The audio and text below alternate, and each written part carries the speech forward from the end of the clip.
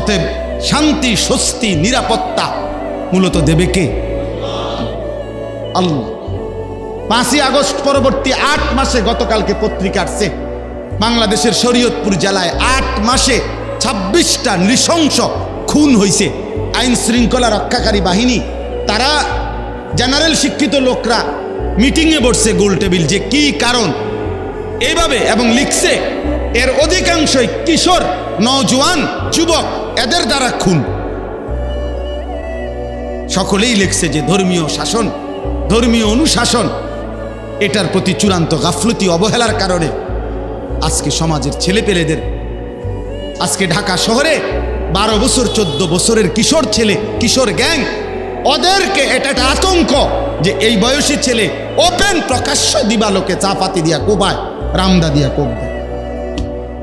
12 বছরের ছেলে এই সাহস আসলো করতে।